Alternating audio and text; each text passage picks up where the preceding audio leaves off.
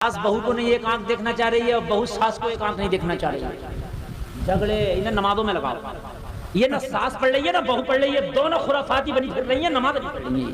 क्या बात है, वाह वाह। समझ रहे हैं आप? ये खुराफाते जो बनी फिर रही है, खुदा की कसम ये नमाज़ें पढ़ेंगी इनकी खुराफाते, दिमाग ठंडा हो जाएगा। वाह वाह वाह वाह। दिमाग ठंडा ही कहाँ है इनका? दोनों को लगा दो इधर। ठंडा ही नहीं है इनका। क्या बात है। अगर शौहर साहब परेशान हो तो दोनों को लगा दो। अम्मा को भी कहो अम्मा तुम भी नमाज पढ़ो, चाहे मैं खाना होटल से ले आऊं अम्मा मगर तुम नमाज पढ़ लो। और बीवी से भी कहना मोहतरमा चाहे खाना होटल से आ जाएगा 2-4 हफ्ता मगर तुम नमाज पढ़ लो। इन्हें नमाज से लगाओ जरा, फिर देखना ये ऐसा तावीज दे के जा रहा हूँ, खुदा की कसम ऑटोमेटिक देखना घरों में ठंडक आ जाएगी। वाह वाह वाह वाह, सुभान अल्लाह सुभान। और कुरान वैसे भी कहता है इन्न सलात तन्हा अनिल फहशाई वल मुनकर, नमाज बेहयाई और बुरी बातों से रोकती है। जब ये खाली रहेंगी, जब ये चुगली करेंगी, बेहयाई करेंगी, बुरी बातें करेंगी, नमाज से लगा दोगे, चुगलियां बंद, बेहयाई बंद, बुरी बातें बंद, दिमाग ठंडा, घर में लग जाएगा सलामती का झंडा। सुभान अल्लाह सुभान अल्लाह। हाय हाय, दिमाग ठंडा, दिमाग ठंडा, बहुत जबरदस्त टॉनिक है नमाज। वाह वाह, बहुत अच्छा टॉनिक है। यहाँ तो जा रही हैं मियाँ हमारी सास हमारे कब्जे में नहीं है, हमारी सास मान के नहीं देती, बड़ी बड़बड़ा करती है, बड़ी बड़बड़ा करती है, बड़ी लड़ती रहती है। हमने कहा मियाँ के पास जाने की जरूरत नहीं है, नमाज पढ़ना शुरू कर दे मेरी बहन, खुदा की कसम झगड़े खत्म हो जाएंगे। यकीन मानना 99% जो झगड़े हमारे यहाँ के खवातीन में और सिर्फ बेनमाजी की वजह से। नमाजें पढ़ने का लगा दो, इंशाअल्लाह सब्र दिया जाएगा, इंशाअल्लाह। नमाजी बहन लड़ती है। हाँ इंशाअल्लाह, अपने घरों में बच्चियों को नमाजी बना दो, सुकून आ जाएगा। ये दिमाग की जो नफे है ना। अच्छा आजकल अरे मुरादाबाद जाकर के देखो मेरे भाई, सबसे ज्यादा फीस अगर किसी डॉक्टर की है तो दिमाग वाले डॉक्टर की है। हजरत सही बता रहा हूं मैं, सबसे ज्यादा फीस दिमाग वाले डॉक्टर की है। एक डॉक्टर का तो भाई 1 हफ्ता पहले नंबर लगाना पड़ता। इतने पागल घूम रहे हैं दुनिया में। बस ये यार, जब नमाज नहीं पढ़ोगे तो सब यार तुम सब लोग पागल कौन होगा यार? नमाज पढ़ो, अल्लाह से बात हो रही है। हाँ? बहुत अच्छी बात। नमाज पढ़ो, अल्लाह से मुलाकात हो रही है, बात हो रही है, तुम करने तुम सब लोग पागल कौन है? जब नहीं मान रहे तुम तो 2 तरुण दोबारा शुरू करो। नहीं मानते दो। हाय हाय, जरा गौर करें, नमाज शुरू कर दो। ये दिमागों की नसों के जो खून है ना, ये ब्लड, ये खुशक होगा, खुश, इन्हें चलाओ। अब ये नमाजों से चलेंगे। एक हकीम हुआ करता था आपके संबल में, बहुत पुराना हकीम था, अब तो इंतकाल कर गया वो रईस, सैकड़ों साल में इंतकाल किया। लोग बताते हैं, मैंने तो ज्यादा नहीं देखा, मेरे होश संभालने से पहले ही इंतकाल हो गया होगा, ज्यादा नहीं जाना हुआ। बताते हैं बड़ा नब्बाज आदमी था वो, उसका अल्ट्रासाउंड और एक्सरा सीटी स्कैन उसके हाथों में था। वो हाथ पकड़ के बता दिया करता था भाई ये है ये है ये है ये है ये है। जी यही सुना। ठीक है, अच्छा माशाल्लाह, हम लोग माज़रत फरमा रहे, बहुत हकीम हुआ करते थे। हमारे इलाके में भी था एक हकीम, फसीह नाम का, फसीह बड़ा अच्छा हकीम था, जबरदस्त हकीम था यार वो। उसके सामने आज की मशीनें फेल है। तो हकीम रईस के पास बताते हैं कि एक औरत आई, मेरे सर में दर्द है। उसका शौहर बोला हजरत इसके दर्द ने मेरे सर में दर्द कर दिया। हकीम ने कहा क्या हुआ? कहा हजरत 9 साल हो गया इसे दिखाते दिखाते, किसी डॉक्टर की दवा रास नहीं आ रही है, कोई भी दवा इसको फायदा नहीं कर रही है, सर का दर्द नहीं जाता इसके। आपका किसी ने बताया, बस आपके पास में लाया। हकीम ने पकड़ा नब्ज, और नब्ज पकड़ के हकीम ने कहा इसे कोई मर्ज नहीं है, एक तरफ बेटा घर ले जा। अरे कहा साहब कैसी बात कर रहे हैं, 9 साल का परेशान। अब औरत ने भी आंखें चढ़ाई, उसके वाकई में सर में दर्द था, औरत के वाकई उसके दर्द होता था, लेकिन हकीम ने मना कर दिया, नहीं है ये ले जाओ। औरत ने भी अपनी आंखें चढ़ाई, यार कैसा हकीम है? और शौहर भी बोला नहीं हकीम जी दर्द होता है। अरे बोले ले जा, कोई दर्द और नहीं होता इसके, झूठ बोल रही है, ढोंग काटती है। जब लफ्ज़ ढोंग कहा, वो सच्ची औरत थी, ढोंग वाली थी नहीं, उसके हकीकत में दर्द होता था। तो यार उसे और गुस्सा आया। जब और गुस्सा आया, वो उसके ऊपर चढ़ी तो कहने लगे इसको ले जा, ये औरत सुनिए है तेरी औरत। और गुस्सा, अब जब और गुस्सा दिलाया, वो औरत गड़बड़ थी नहीं, वो अच्छी, वो हकीम के ऊपर सीधी हो गई। शर्म आना चाहिए तुम्हें, यह आना चाहिए, लिहाज होना चाहिए। हकीम ने उठाया, एक चटाका लगाया, जब एक चटाका लगाया, जैसे चटाका लगा कैसे बेंच पे बिठा दे, दूसरे मरीजों को देखना शुरू कर दिया। देखते देखते आधे घंटे के बाद बोले इधर आ, दर्द कैसा? बोली बिल्कुल गायब। शोहर बोला हकीम जी काम हो गया, नुस्खा मान दो। बोले नुस्खे की जरूरत नहीं, इलाज भी हो गया। कहा दवा? बोले हो गई। बोले कोई पुड़िया तो खाई नहीं। बोले ये जो चाट मारा था यही तो पुड़िया थी। क्या मतलब? हकीम ने बताया इसकी बहुत एक बारीक नस का खून जम गया था, खून रुकने की वजह से इसके सर का दर्द शुरू हो गया था। वो खून जो रुका था उसको चलाना था, इसलिए मैंने इसको झूठ बोल के ब्लड प्रेशर हाई किया। और जितना हाई ब्लड प्रेशर गुस्से में होता इतना कभी नहीं होता। हाँ, चेहरा लाल हो जाता, ये ब्लड प्रेशर हाई की निशानी है। गुस्से में बहुत हाई हो जाता। जब इसका ब्लड प्रेशर हाई हुआ, मैंने सोचा मुकम्मल अब लोहा गर्म है। जब मैंने चटाका लगाया, उधर से ब्लड प्रेशर हाई था, इधर से चटाके का झटका लगा, खून चलने लगा।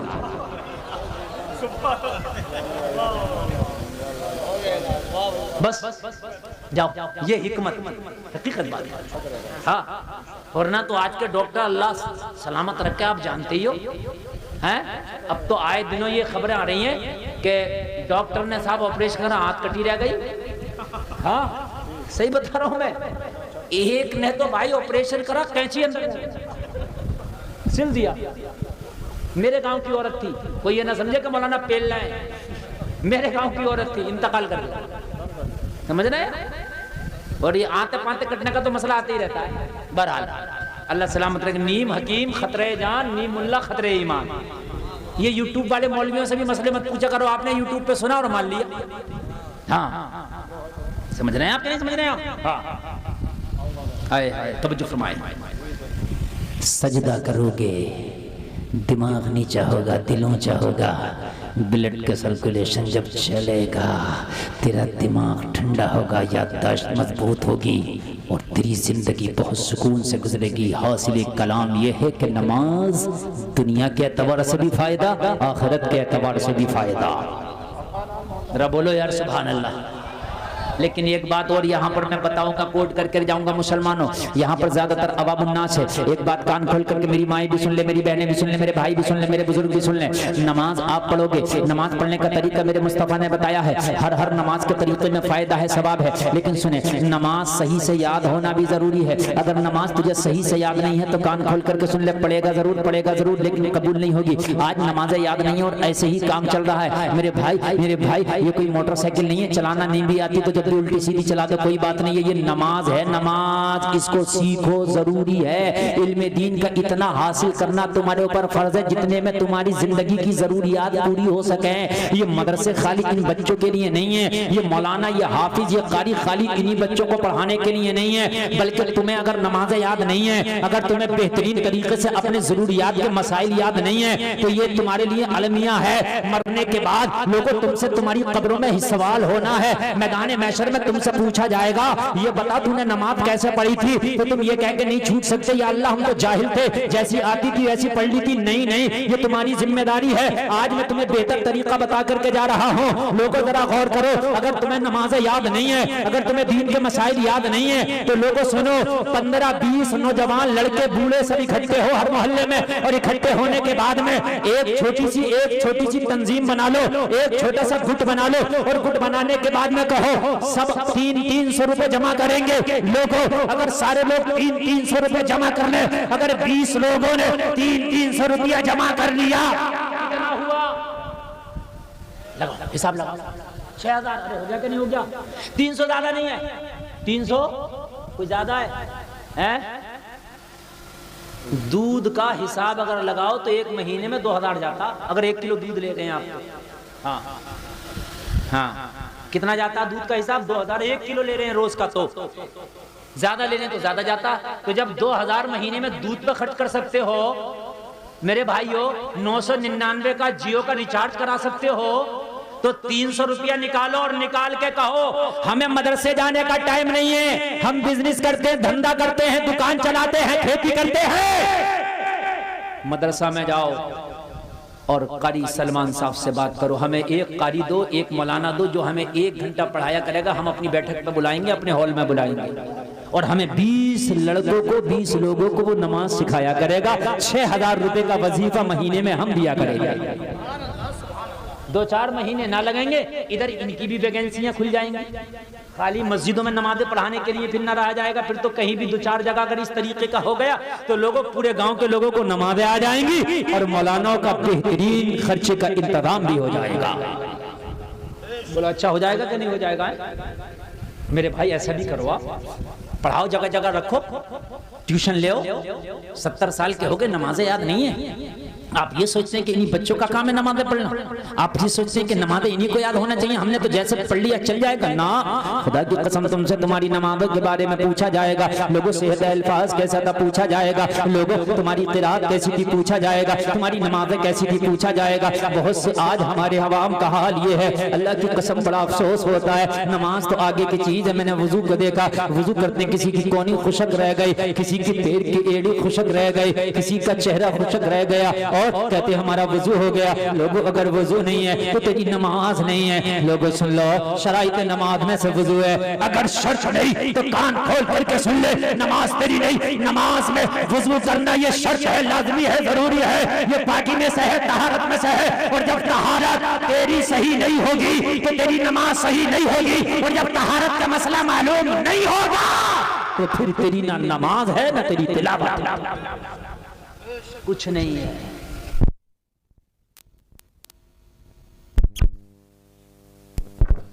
मेरे भाइयों, पाकी ना पाकी का मसला मालूम होना चाहिए। यहाँ पर बड़ी अहम बात बता के आगे बढ़ूंगा, बहुत अहम बात। मेरी माँ बहने इस बात को खास तौर पे सुने। आजकल हर घर में कपड़े धोने का जो मामला है, ज्यादातर माँ बहनें कपड़े धुलती है। शोहर के कपड़े बीवी धुलती है, भाई के कपड़े बहन धुलती है, बच्चे बेटे के कपड़ा माँ धुलती है। ऐसे ही होता है कि नहीं? ज्यादातर ऐसे ही, ज्यादातर। यहाँ पर मुफ्ती अब्दुल सत्तार साहब बैठे हैं, आप पूछे इनसे कपड़ा पाक करने का मसला क्या है? ये 90% मेरी आवाम को पता नहीं। क्या करते हैं? जो नापाक कपड़ा वो भी, जो पाक कपड़ा वो भी, सबको मिला के वॉशिंग मशीन में डाल दिया। पता चला जो पाक थे वो भी नापाक हो गए। नूरी साहब, ये मैं अपनी माँ बहनों को बताना चाहता हूँ, कान खोल के सुने मेरे नौजवान, आप भी कान खोल करके सुने। ऐसा होता है कि जो नापाक कपड़े, जाहिर सी बात है इंसान से ही तो नापाक होता है कपड़ा, जवान से भी नापाक होएगा, बच्चे से भी नापाक होएगा। वो कपड़ा क्या किया, हमारे यहाँ बेधुले कपड़े एक जगह पड़े, उन्हीं में नापाक पड़ गया और उन्होंने, हमारी माँ बहनों ने उठाया, वॉशिंग मशीन में डाल दिया। पता चला कि पाक भी मिल गए, नापाक भी मिल गए। एहतियात जरूरी है। जो नापाक कपड़ा मेरी बहनों से पाक कपड़ों के साथ ना मिलाना, उस नापाक कपड़े को अलग ही धुलना। जब तक वो पाक ना हो जाए उनको पाक कपड़ों में ना मिला देना, बल्कि जो तुम्हारे पाक कपड़े थे उस एक नापाक की वजह से वो भी नापाक हो जाएगा। बड़ा अहम मसला है, ये मौलवी साहब नहीं बताएंगे तो कौन बताएगा? नौजवानों, अब कान खोल करके सुन लो, एक अहम बात और बता रहा हूं। अगर कोई कपड़ा नापाक हो जाए, नौजवानों तुम सुनो, कान खोल कर तुम सुनो। अगर तुम्हारा नापाक कपड़ा, पैंट नापाक हो गई, तहबंद, नाइट पैजामा, जो भी हो नापाक हो गया, तो पहले तो कोशिश करो अपनी बहन, अपनी बीवी, अपनी माँ से ना धुलवाओ, खुद धुलो। और इसमें एहतियात है, और एहतियात क्या है वो भी सुन लें। मिसाल के तौर पर तवज्जो फरमाएं, सैयद साहब में ताकत ज्यादा, मेरे अंदर ताकत कम है। ये मेरा रुमाल नापाक हो गया, अब सैयद साहब ने इसको धुला, तो सैयद साहब में ताकत ज्यादा है, तो जब इसे निचोड़ेंगे तो सैयद साहब मेरे मुकाबले ज्यादा इसमें से पानी निचोड़ देंगे। बात है कि नहीं है? तो सैयद साहब का निचोड़ा हुआ कपड़ा, मैं कमजोर हूं, मैं निचोड़ूंगा तो इतना पानी नहीं निचोड़ सकूंगा जितने सैयद साहब निचोड़ लेंगे। तो मेरा निचोड़ा हुआ कपड़ा मेरे लिए तो पाक है, मगर सैयद साहब ज्यादा ताकतवर हैं, ये निचोड़ेंगे तो ये ज्यादा निचोड़ देंगे, वो इनके लिए नहीं है। आम तौर से माँ बहनों में इतनी ताकत नहीं होती है जितनी ताकत मर्दों में होती है। अगर औरत का निचोड़ा हुआ कपड़ा मर्द निचोड़ने लगे तो वो उसमें ज्यादा पानी निकाल देगा।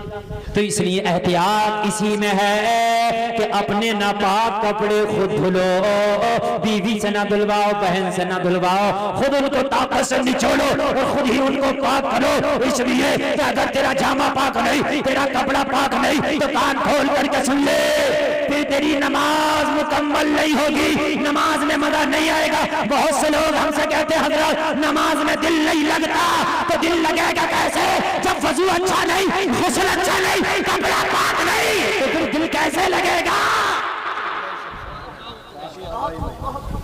दिल लगने के लिए ये चीजें होना नूरी साहब जरूरी है। भाइयों अच्छी लग रही है कि नहीं आपको ये बात? आपको शायद मजा नहीं आ रहा हो, क्योंकि डायरेक्ट अगर जन्नत की बात कर दो तो बड़ा मजा आता है, लेकिन खुदा की कसम ये तुम्हारी जिंदगी की बात है। मेरी तकरीर बड़ी लंबी हो गई, बस मैं बात को इख्तिताम की तरफ लेकर के जा रहा हूं। जलसे में आने वालों, जलसे में आए हो, मेरा पैगाम लेकर के जाओ। लोगों पाकी न पाकी का इतना ख्याल रखो, इतना ख्याल रखो, इतना ख्याल रखो। लोगों सुनो, मुफ्ती नानपाड़ा, मुफ्ती रजब अली साहब किबला, ये उलमा जानते होंगे, शायद आपने उनके बारे में शायद ज़्यादा ना सुना। मैं एहतियात बताऊंगा। हाय हाय बोलो यार सुभान अल्लाह।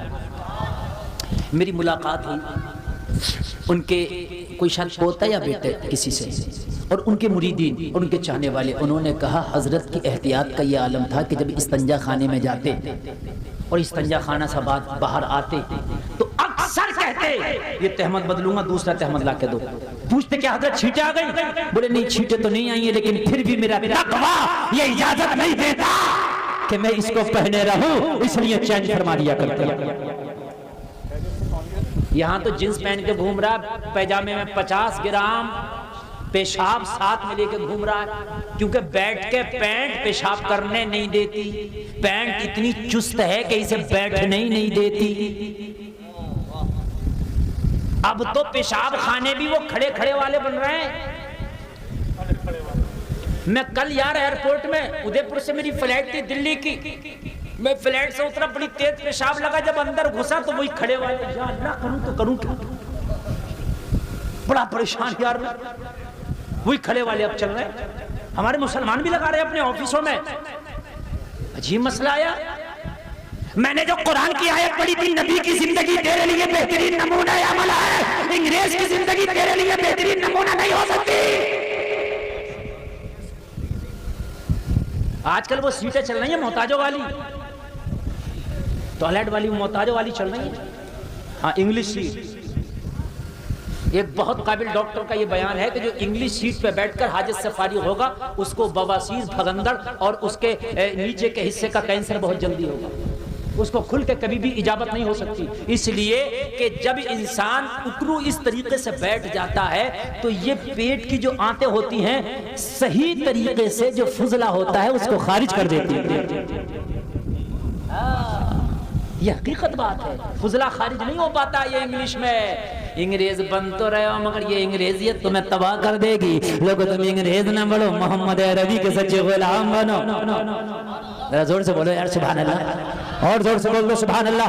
बस मैं बात खत्म की तरफ ला रहा हूँ। लोगों ये मदरसे, जिन मदरसों को देख रहे हो, ये मदरसे ही तुम्हें बताएंगे पाकी ना पाकी क्या है, ये मदरसे ही बताएंगे तुम्हें हराम और हलाल क्या है, ये मदरसे ही तुम्हारी जरूरियात को पूरा करेंगे। ये दुनिया की यूनिवर्सिटियां तुम्हें पूरी जिंदगी काम नहीं आती, लेकिन ये मदरसा माँ की गोद से लेके कब्र तक काम आता है।